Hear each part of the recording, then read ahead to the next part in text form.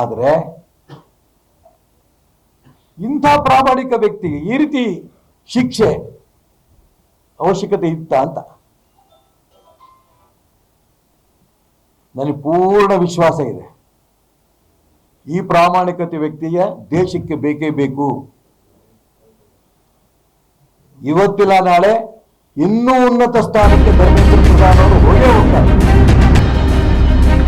ಕೇಂದ್ರ ಶಿಕ್ಷಣ ಸಚಿವರಾಗಿದ್ದ ಧರ್ಮೇಂದ್ರ ಪ್ರಧಾನ್ ಓರ್ವ ನಿಷ್ಠಾವಂತ ಪ್ರಾಮಾಣಿಕ ವ್ಯಕ್ತಿಯಾಗಿದ್ದು, ಯಾರೋ ಮಾಡಿದ ತಪ್ಪಿಗೆ ಇನ್ಯಾರಿಗೂ ಶಿಕ್ಷೆ ಎಂಬಂತೆ ನೀಟ್ ಪರೀಕ್ಷಾ ವಿವಾದದ ಆರೋಪ ಇವರ ಮೇಲೆ ಬಂದು ರಾಜೀನಾಮೆ ಕೊಡಬೇಕಾಯಿತು ಎಂದು ಮಾಜಿ ಉಪಮುಖ್ಯಮಂತ್ರಿ ಕೆಎಸ್ ಈಶ್ವರಪ್ಪ ಬೇಸರ ವ್ಯಕ್ತಪಡಿಸಿದರು. ಇಂದು ಪತ್ರಿಕಾಗೋಷ್ಠಿಯಲ್ಲಿ ಮಾತನಾಡಿದ ಅವರು, ಈ ಪ್ರಾಮಾಣಿಕ ವ್ಯಕ್ತಿಯ ಸೇವೆ ದೇಶಕ್ಕೆ ಬೇಕೇ ಬೇಕು. ಈ ರೀತಿಯ ಶಿಕ್ಷೆ ಅವರಿಗೆ ಅವಶ್ಯಕತೆ ಇತ್ತೆ ಎಂದು ಪ್ರಶ್ನಿಸಿದ ಅವರು, ಶಿಕ್ಷಣ ಕ್ಷೇತ್ರದಲ್ಲಿ ಪ್ರಧಾನ್ ಸಾಕಷ್ಟು ಸುಧಾರಣೆ ತಂದಿದ್ದರು. ನಾನು ಬಿಜೆಪಿ ರಾಜ್ಯಾಧ್ಯಕ್ಷನಾಗಿದ್ದ ಅವಧಿಯಲ್ಲಿ ಪ್ರಧಾನ್ ಅವರು ರಾಜ್ಯದ ಉಸ್ತುವಾರಿಯಾಗಿದ್ದರು. ಎಲ್ಲಾ ಜಿಲ್ಲೆಗಳಲ್ಲಿ ಸಂಚರಿಸಿ ಪಕ್ಷದ ಸಂಘಟನೆಗೆ ಸಹಕರಿಸಿದ್ದರು. ಈಗ ರಾಜೀನಾಮೆ ಸಲ್ಲಿಸಿದ್ದರೂ ಅವರು ಪಕ್ಷದ ಹಾಗೂ ರಾಷ್ಟ್ರ ಮಟ್ಟದಲ್ಲಿ ಇನ್ನೂ ಉನ್ನತ ಮಟ್ಟಕ್ಕೆ ಹೋಗಲಿದ್ದಾರೆ ಎಂದು ಆಶಿಸಿದರು. ಕಾಕ್ರೋಚ್ ಜನತಾ ಪಕ್ಷದ ಕಾರ್ಯಕರ್ತರು ಜಂತರ್ ಮಂತರ್ನಲ್ಲಿ ಹಮ್ಮಿಕೊಂಡಿದ್ದ ವಿದ್ಯಾರ್ಥಿಗಳ ಪರ ಚಳವಳಿಯಾಗಿರಲಿಲ್ಲ, ಇದೊಂದು ದಂಗೆಯಾಗಿತ್ತು. ಪಾಕಿಸ್ತಾನ, ಬಾಂಗ್ಲಾ ಮತ್ತಿತರ ದೇಶ ವಿದೇಶಗಳಿಂದ ಜನರು ಬಂದಿದ್ದರು, ಹಣವೂ ಬಂದಿತ್ತು. ಕಾಂಗ್ರೆಸ್ ವಿರೋಧ ಪಕ್ಷವಾಗಿ ನೀಟ್ ಚಳವಳಿಗೆ ಬೆಂಬಲ ನೀಡಿದ್ದು ತಪ್ಪಲ್ಲ, ಆದರೆ ಚಳವಳಿಗಾರರನ್ನು ದಿಕ್ಕು ತಪ್ಪಿಸುವ ಕೆಲಸ ಮಾಡಿದ್ದು ಸರಿಯಲ್ಲ. ಧರ್ಮಭೂಮಿ, ಸಂವಿಧಾನಕ್ಕೆ ಬೆಲೆ ಕೊಡುವ ಭೂಮಿ ಭಾರತ ಆಗಿದ್ದು, ಧರ್ಮದ್ರೋಹಿಗಳು, ದೇಶದ್ರೋಹಿಗಳು ಏನೇ ಹುನ್ನಾರ ನಡೆಸಿದರೂ ಪ್ರಧಾನಿ ನರೇಂದ್ರ ಮೋದಿ ನೇತೃತ್ವದ ಎನ್ಡಿಎ ಸರ್ಕಾರವನ್ನು ಅಲುಗಾಡಿಸಲು ಸಾಧ್ಯವಿಲ್ಲ. ವರದಿ ಬಂದ ನಂತರ ವಾಸ್ತವಾಂಶ ಗೊತ್ತಾಗಲಿದೆ ಎಂದು ತಿರುಗೇಟು ನೀಡಿದರು. ರಾಜ್ಯದಲ್ಲಿ ಪೂರ್ಣ ಪ್ರಮಾಣದ ಮಂತ್ರಿಮಂಡಲ ಇಲ್ಲದಿರುವುದರಿಂದ ಜಿಲ್ಲೆಗಳಲ್ಲಿ ಉಸ್ತುವಾರಿಗಳಿಲ್ಲ. ಮುಖ್ಯಮಂತ್ರಿಗಳು ಕೇವಲ ಉನ್ನತಾಧಿಕಾರಿಗಳ ಸಭೆ ನಡೆಸಿ ಅಧಿಕಾರಿಗಳಿಗೆ ಎಚ್ಚರಿಕೆ ಮಾತ್ರ ನೀಡುತ್ತಿದ್ದಾರೆ. ಬರವನ್ನು ಗಂಭೀರವಾಗಿ ತೆಗೆದುಕೊಳ್ಳಬೇಕು. ಸಿಎಂ ಇರುವುದು ಅಧಿಕಾರಿಗಳಿಗೆ ಎಚ್ಚರಿಕೆ ನೀಡುವುದಕ್ಕೆ ಮಾತ್ರವಾ ಎಂದು ಗೇಲಿ ಮಾಡಿದರು. 136 ಕಾಂಗ್ರೆಸ್ ಸದಸ್ಯರನ್ನು ಹೊಂದಿರುವ ಸರ್ಕಾರವಾಗಿದ್ದರೂ ಇದೊಂದು ಬೇಜವಾಬ್ದಾರಿ ಸರ್ಕಾರವಾಗಿದೆ. ಸದ್ಯದಲ್ಲಿ ಸಂಪುಟ ವಿಸ್ತರಣೆಯಾಗದಿದ್ದಲ್ಲಿ ಈಗಾಗಲೇ ಮುಂದೂಡಿರುವ ಮಳೆಗಾಲದ ಅಧಿವೇಶನವನ್ನು ಮತ್ತೆ ಮುಂದಕ್ಕೆ ಹಾಕುತ್ತಾರಾ ಎಂದು ಕಟುವಾಗಿ ಪ್ರಶ್ನಿಸಿದರು.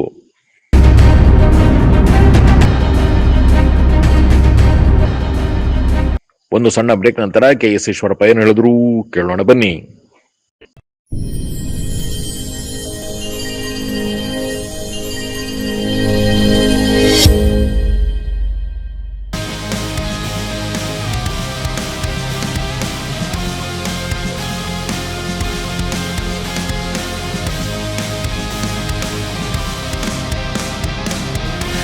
ನಂಜಪ್ಪ ಲೈಫ್ ಕೇರಲ್ಲಿ first time Velys robot use ಮಾಡಿ robotic assistant left side knee replacement start ಮಾಡ್ತಿದ್ದೀವಿ.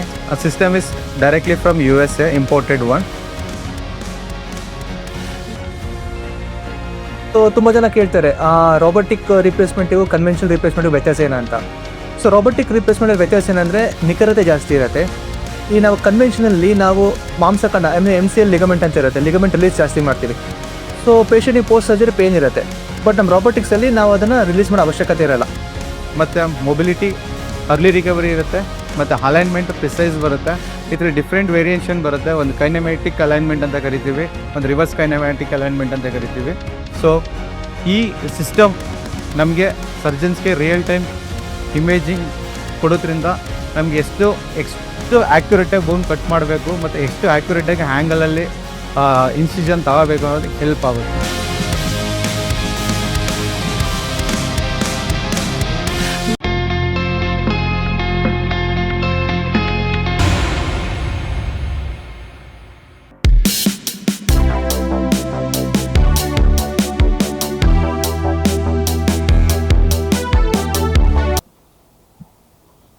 ಡೆಲ್ಲಿ ಮುಗಿತು ಅಂತ ನೀವು ಹೇಳ್ತಾ ಇದ್ದೀರಾ ಅಲ್ಲ, ಅದಕ್ಕೆ ಹೇಳ್ತಾ ಇರೋದು ರಾಜೀನಾಮೆ ಅನ್ನೋದು. ನೋಡಿ, ಇದು 2 ಅಂಶ ನಾಳೆ ತುಂಬಾ ಸೀರಿಯಸ್, ದಯವಿಟ್ಟು ಇದು ಗಮನಿಸಿ. ಧರ್ಮೇಂದ್ರ ಪ್ರಧಾನ್ ಅವರನ್ನ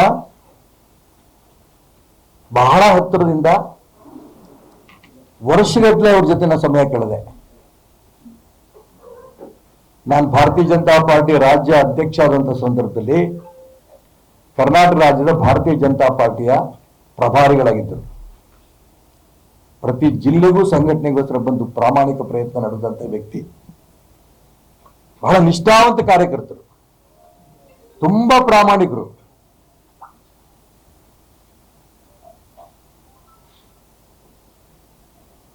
ಯಾರು ಮಾಡಿದ ತಪ್ಪು ಯಾರಿಗೆ ಹಾಕ್ತಿದ್ದೀರಿ?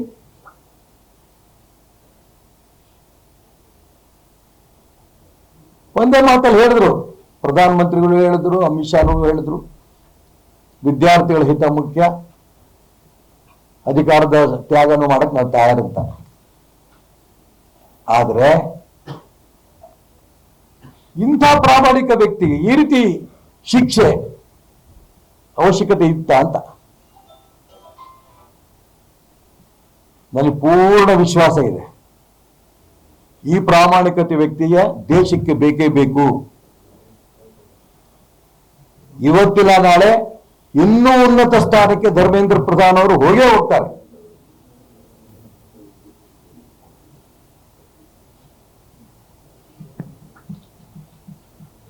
ತುಂಬಾ ನೊಂದು ಹೇಳ್ತಾ ಇದ್ದೀನಿ, ಅಂತ ವ್ಯಕ್ತಿ ರಾಜೀನಾಮೆ ಕೊಟ್ರಲ್ಲ. ಅದು ಪ್ರಾಮಾಣಿಕತೆ ಅಂತ ಇದ್ದಿದ್ದೇ ತಪ್ಪ. ಶಿಕ್ಷಣ ಕ್ಷೇತ್ರದಲ್ಲಿ ತಂದಂತ ಸುಧಾರಣೆ ಅಷ್ಟಿಷ್ಟಲ್ಲ.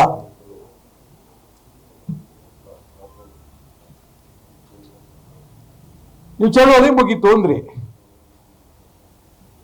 ಚಳುವಳಿ ಅಲ್ಲ ಇದು, ಇದೊಂದು ದಂಗೆ. ಚಳುವಳಿಯ ಉದ್ದೇಶ ಕೇವಲ ವಿದ್ಯಾರ್ಥಿಗಳ ಹಿತ ಕಾಪಾಡೋದಾಗಿದ್ರೆ ಸಂತೋಷ ಆಗ್ತಿತ್ತು. ನಿಜ, ವಿದ್ಯಾರ್ಥಿಗಳು ಇದರಲ್ಲಿ ಸಾಕಷ್ಟು ಜನ ಇದ್ರು. ದೇಶ ವಿದೇಶಗಳಿಂದ ಜನ ಬಂದ್ರು, ದೇಶ ವಿದೇಶದಿಂದ ಹಣ ಬಂತು.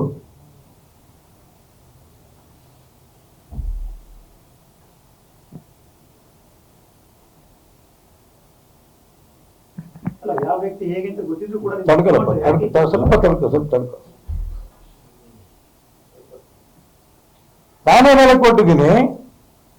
ಉಗ್ರಗಾಮಿಗಳು ಹೇಳ್ತಾರೆ 1 ಕೋಟಿ ರೂಪಾಯಿ ನಾನು ಹಣ ಕೊಡ್ತೀನಿ ಚಳವಳಿ ಮುಂದುವರಿಸಿ. ಯಾವ ವಿದ್ಯಾರ್ಥಿ ಆತ?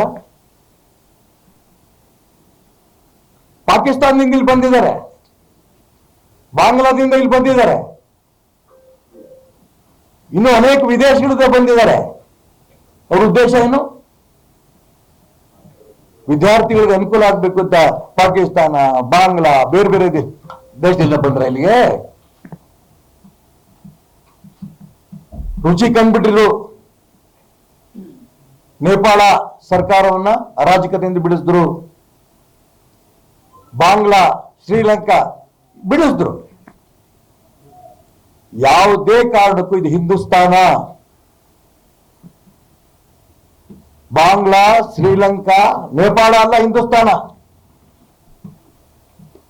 ಇದು ಧರ್ಮಭೂಮಿ, ಇದು ಪ್ರಜಾಪ್ರಭುತ್ವದ ಭೂಮಿ, ಇದು ಸಂವಿಧಾನಕ್ಕೆ ಬೆಲೆ ಕೊಡುವಂತ ಭೂಮಿ. ಇದು ಈ ಭೂಮಿನ ಅರಾಜಕತೆ ಉಂಟು ಮಾಡಿ ಸರ್ಕಾರವನ್ನು ಕೆಡವಿ ಈ ದುಷ್ಟ ಶಕ್ತಿಗಳು ಕೈಯಲ್ಲಿ ಹಿಡಿಯುವಂತ ಪ್ರಯತ್ನ ನಡೆಸ್ತಾರಲ್ಲ, ಇದು ಯಾವುದೇ ಕಾರಣಕ್ಕೂ ಕೂಡ ಈ ಧರ್ಮಭೂಮಿಯಲ್ಲಿ ಆಗಲ್ಲ.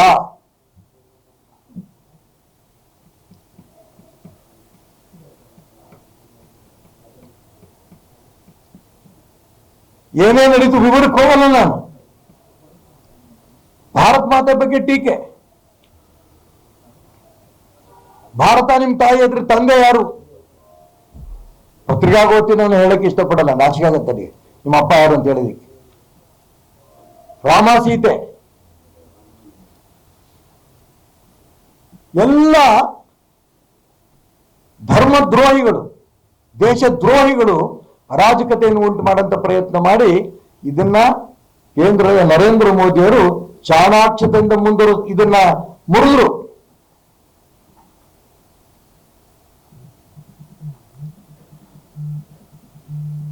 ತನಿಖೆಗೆ ಹಾಕಿದ್ದಾರೆ ಈಗಾಗಲೇ. ಫಾಸ್ಟ್ ಟ್ರ್ಯಾಕ್ ಕೋರ್ಟ್ ಬರುತ್ತೆ, ರಿಪೋರ್ಟ್ ವರದಿ ಬರುತ್ತೆ. ಯಾವ್ಯಾವ ದೇಶದ್ರೋಹಿಗಳಿದ್ರು, ಯಾವ್ಯಾವ ವ್ಯಕ್ತಿಗಳಿದ್ರು, ಯಾವ್ಯಾವ ದೇಶದ್ರೋಹಿ ಸಂಘಟನೆಗಳಿಗೆ ಹಿಂದಿದೆ.